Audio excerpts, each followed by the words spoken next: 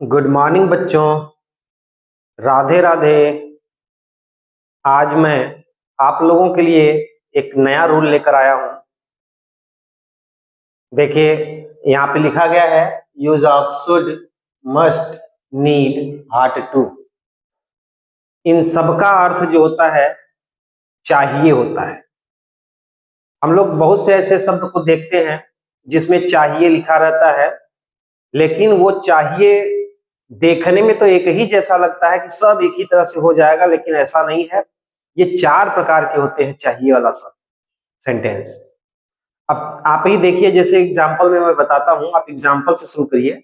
जैसे अगर कोई कहे हमें सुबह टहलना चाहिए, तो ये अंत में क्या आया? चाहिए। अब देखिए दूसरा, हमें सुबह अवश्य टहलना चाहिए। अब थोड़ा सा अंतर आ गया, चाहिए यहां पे भी है लेकिन अवश्य आ गया। अब अगला, यहाँ वर्ब वर्ब आ रहा है टहलना, उसके बाद चाहिए। एक ऐसा भी सेंटेंस होता है जिसमें वर्ब आएगा ही नहीं, जैसे मुझे 1 कटोरा दाल चाहिए, मुझे 1 पीस रोटी चाहिए। यहाँ पे कोई वस्तु, कोई सामान चाहिए, तो वो थोड़ा सा बदल गया, अब वर्ब ही नहीं आया है। और दूसरा, इसके अलावा तीसरा जो है वो इस तरह से है कि उसमें नैतिकता की बात कही जाती है, आदर्श की बात कही जाती है। वो चाहिए होता है, जैसे हमें अपने माता पिता की सेवा करनी चाहिए, या हमें झूठ नहीं बोलना चाहिए। तो मतलब आदर्श वाली बात जब आती है तो वहां पे दूसरा अर्थ हो जाता है, तो वहां पे दूसरे शब्द का हम लोग प्रयोग करते हैं। तो चलिए देखते हैं आज कि हम लोग शुड, मस्ट, नीड और आर्ट का प्रयोग कैसे करेंगे। पहला है शुड, दूसरा मस्ट, तीसरा नीड और चौथा आर्ट टू। तो चलते हैं, इन सभी का जो चाहिए शब्द का अर्थ है वो हम कैसे कैसे वेरिएशन करेंगे, कैसे कैसे डिफरेंट इसका समझेंगे। चलिए देखते हैं, समझते हैं, और मन लगाकर पढ़िए, आपको सब समझ में आएगा। देखिए, पहचान ऐसे वाक्य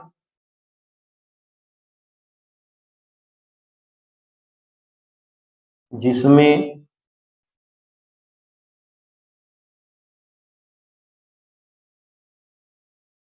चाहिए शब्द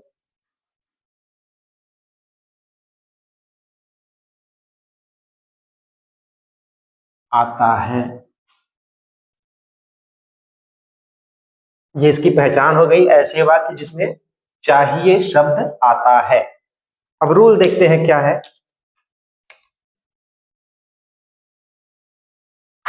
रूल इसका हम एक ही में सभी को डिफाइन कर दे रहे हैं, एक ही में सभी को समझा दे रहे हैं, बस आप अलग अलग समझिए, समझने की कोशिश करिए कि कैसे क्या है। ध्यान से आप देखते रहिए, समझते रहिए, सारा एग्जाम्पल हम देकर समझाएंगे, आपको सभी रूल्स बताएंगे। तो चलिए सबसे पहले हम समझते हैं शुड के बारे में। जब किसी वाक्य में जब किसी वाक्य में साधारण ढंग से, साधारण रूप से किसी क्रिया के बाद, किसी क्रिया यानी वर्ब के बाद चाहिए शब्द आता है,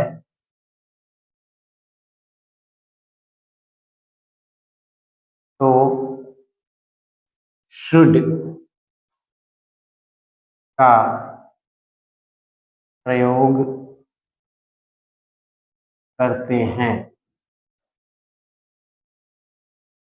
देखिए, पहला शुड को मैंने समझाया, लिखा है जब किसी वाक्य में साधारण रूप से किसी क्रिया वर्ब के बाद चाहिए शब्द आता है तो शुड का प्रयोग करते हैं। अब यहाँ साधारण रूप से का मतलब, अगर केवल ऐसे ही बोल दिया जाए मुझे पढ़ना चाहिए, तुम्हें खेलना चाहिए, उसे लिखना चाहिए, ये साधारण रूप हो गया।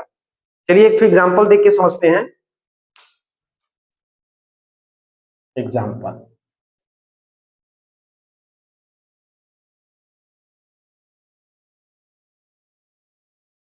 हमें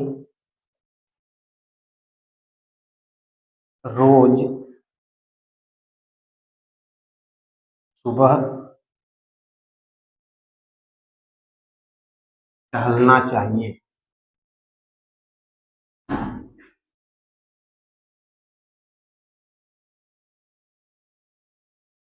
देखिए लिखा है हमें रोज सुबह टहलना चाहिए। ये अच्छी आदत है, हमें टहलना भी चाहिए, टहलने से स्वास्थ्य अच्छा रहता है। तो ये यहाँ कहा गया है हमें रोज सुबह टहलना चाहिए। ये साधारण बात है, साधारण ढंग से कह रहा है सुबह टहलना चाहिए, और बाकी उसमें कोई प्रेशर नहीं दे रहा है, कुछ और अदर चीजें नहीं है, केवल सुबह टहलना चाहिए कर रहा है। देखो हम कैसे बनाएंगे, ये साधारण ढंग का है। अभी आगे जो भी वेरिएशन है हम बताएंगे कैसे कैसे डिफरेंट डिफरेंट होगा। तो हमें का क्या हम लोग लिखते हैं वी, और वी के बाद हम लिखेंगे शुड, उसके बाद टहलना का वॉक, वी शुड वॉक। इसको वाल्क नहीं पढ़ते हैं, एक चीज ध्यान दीजिएगा, WALK, इसको लिखेंगे वॉक। वॉक मीन्स टहलना, ध्यान दीजिए। बहुत बच्चे वाल्क कह देते हैं, नहीं वॉक, वी शुड वॉक। अब ये हो गया हमें टहलना चाहिए। In the morning, in the morning, फिर यहां लिख देंगे डेली या everyday. We should walk in the morning daily, हमें सुबह रोज टहलना चाहिए या हमें रोज सुबह टहलना चाहिए। समझ में आ रहा है? बड़े आसान ढंग से आप समझने की कोशिश कीजिए। यहाँ पे टहलना चाहिए खाली लिखा है, कोई जबरदस्ती नहीं, कोई कुछ नहीं, अच्छी बात है, अगर टहलिए तो ठीक है। हमें रोज सुबह टहलना चाहिए। अब यहाँ पे टहलना वर्ब है कि चाहिए शब्द आ गया, ये ध्यान दीजिएगा कि वर्ब के बाद आएगा। तो हमें का वी, फिर उसके बाद हम जानते हैं टहलना चाहिए लिखा है तो शुड लगा देंगे। उसके बाद verb walk in the morning यानी सुबह में, फिर डेली यानी रोज। ठीक, तो ये हो गया एक सिंपल ढंग से शुड का प्रयोग। चलते हैं अब शुड के बाद हम समझते हैं मस्ट के बारे में। ये रूल फर्स्ट हो गया, अब रूल सेकेंड आप देखिए। रूल सेकेंड ये है मस्ट, यहाँ पे हम लिख भी दे रहे हैं MUST, मस्ट ब्रैकेट में। आप इसके बारे में आप समझेंगे मस्ट क्या है। देखिए जब किसी वाक्य में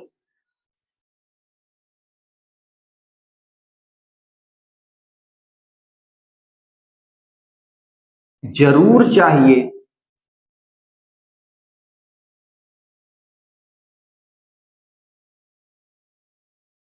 या अवश्य चाहिए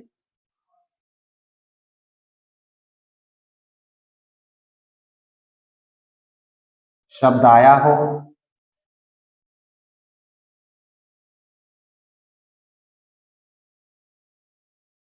तो हेल्पिंग वर्ब मस्ट का प्रयोग करना चाहिए।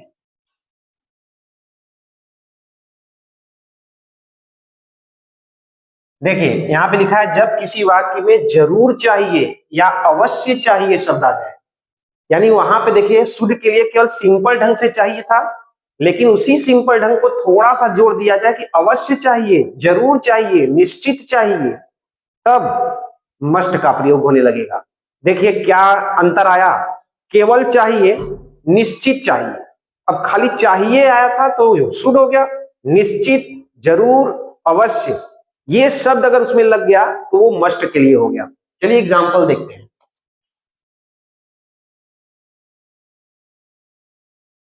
एग्जाम्पल में हम वही अगर लेके चले, हमें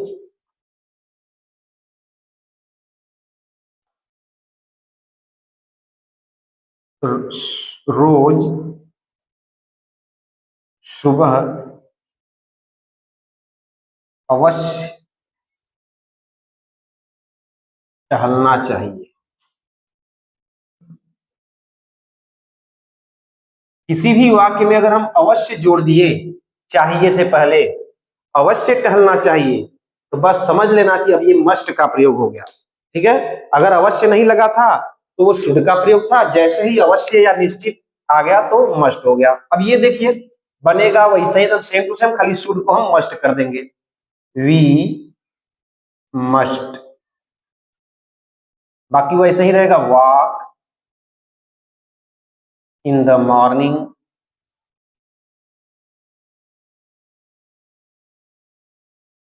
डेली। ये हो गया we must walk in the morning daily, और यहां था we should walk in the morning daily. थोड़ा सा अंतर पड़ा। आप पूरा सेंटेंस देख रहे हो, समझ रहे हो, बस थोड़ी सी अंतर है हेल्पिंग वर्ब का। यहाँ मस्ट का प्रयोग हुआ, यहाँ सॉरी यहाँ शुड का प्रयोग हुआ, यहाँ मस्ट का प्रयोग होगा। क्यों हो गया? अवश्य के लिए। ठीक है, समझ में आ रहा है? चलिए अब आगे देखते हैं तीसरा, नीड। अब रूल थर्ड,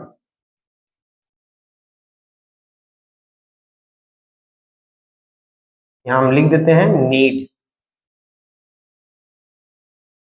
अब नीड के लिए हम लोग पढ़ेंगे कि नीड का क्या रूल है। जब किसी वाक्य में, जब किसी वाक्य में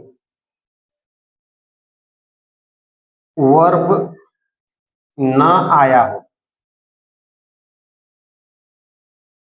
किसी वस्तु को चाहिए बताया गया हो,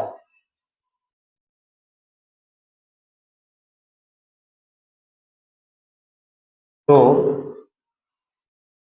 नीड का प्रयोग करना चाहिए।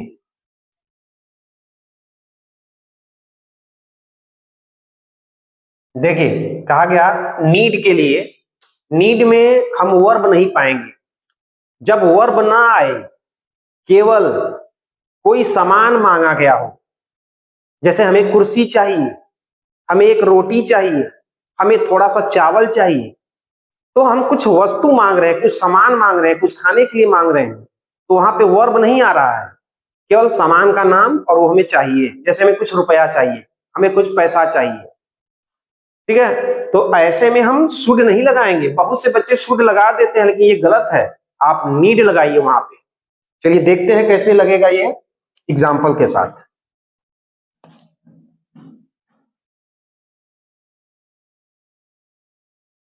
एग्जाम्पल, मुझे एक रोटी चाहिए। मुझे एक रोटी चाहिए।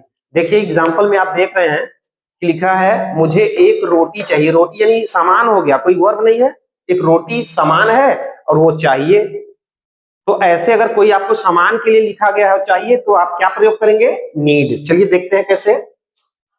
मुझे के लिए लगा देंगे आई, फिर लगा देंगे नीड ए ब्रेड। बहुत लोग लिखते हैं पीस ऑफ ब्रेड, लेकिन आप ए ब्रेड भी लिख सकते हैं,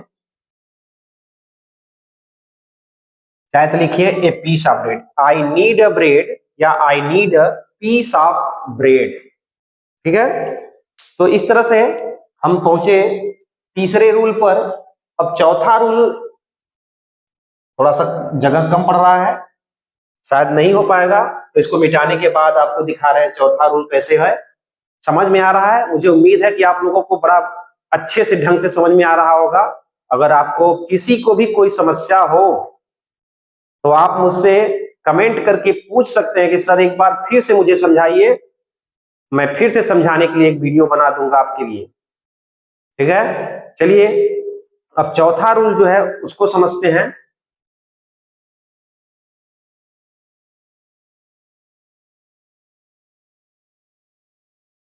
देखिए, इससे पहले कि मैं इसे मिटा दूं, आप ऐसा करिए कि एक बार इसका स्क्रीनशॉट ले लीजिए। आपके पास हमेशा रहेगा मोबाइल में, आप जब चाहे तब देखें, जब चाहे तब उतार लें। इसको नोट कर लें, स्क्रीनशॉट ले लीजिए।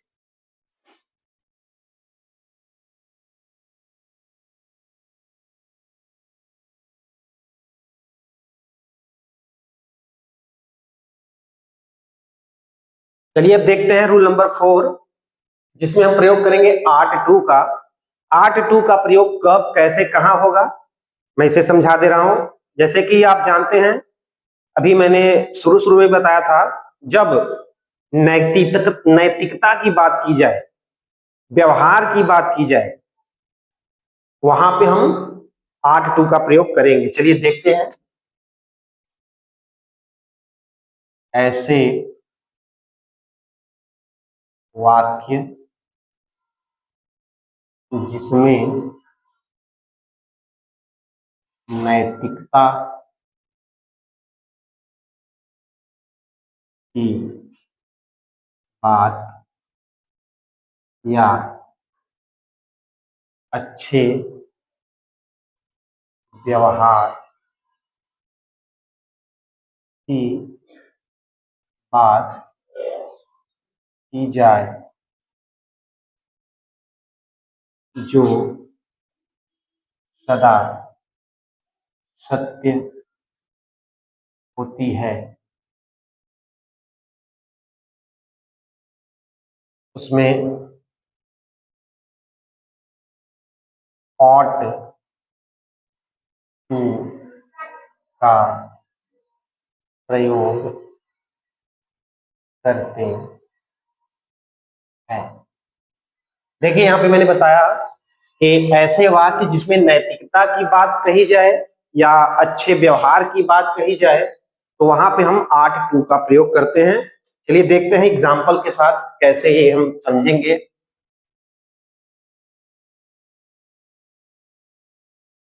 जैसे एग्जाम्पल में हमें अपने माता पिता की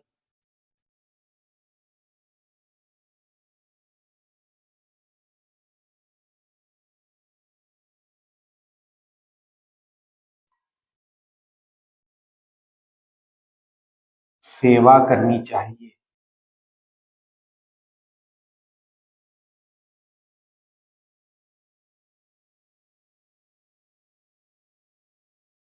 देखिए, हमें अपने माता पिता की सेवा करनी चाहिए, ये कैसी बात लग रही है? नैतिकता की बात, ये अच्छे व्यवहार की बात है, मोरल चीजें हैं। तो चलिए देखते हैं, अगर ऐसी चीजें आती हैं तो हम कैसे लगाएंगे। हमें यानी वी, या हमें की अंग्रेजी हो गया वी। अब यहां लिखेंगे आर्ट 2, OUGHT, आर्ट 2। अब सेवा करना का जो अंग्रेजी है वो होता है सर्व, जैसे ERV, serve. We ought to serve, फिर वी के लिए अपना अंग्रेजी आवर पेरेंट्स। ये we ought to serve our parents, समझ में आ रहा है? इस तरह से हम आर्ट 2 का प्रयोग करते हैं। जैसे हमें अपने बड़ों का सम्मान करना चाहिए। चलिए एक एग्जांपल और लेते हैं। हमें, अच्छा, ऐसे वाक्य में प्राय हमें ही आता है। हमें अपने बड़ों का सम्मान करना चाहिए।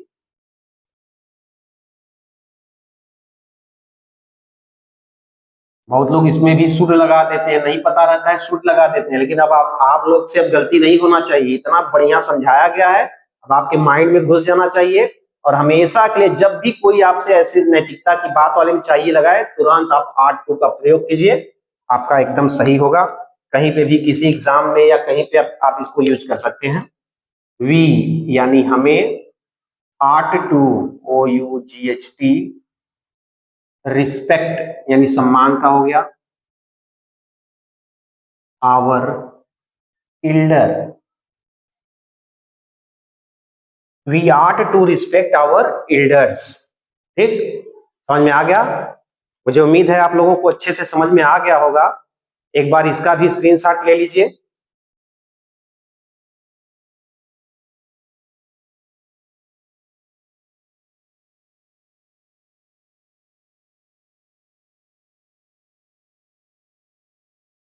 अगर आपको मेरा वीडियो अच्छा लग रहा है, मेरे सभी वीडियो आपको अच्छे लग रहे हैं, तो आपसे अनुरोध है कि मेरे वीडियो को थोड़ा शेयर कीजिए और आप भी अगर अच्छा लगे तो वीडियो को लाइक कीजिए, अपने मित्रों को भी शेयर कीजिए, अपने अन्य रिलेटिव को शेयर कीजिए, उन्हें दिखाइए, उनके बच्चों को दीजिए, वो पढ़ें, इनसे इन सब सेंटेंस से, इन सब टेंसों से, यूजेस से वो ज्ञान सीखें और इंग्लिश में तेज हो जाएं।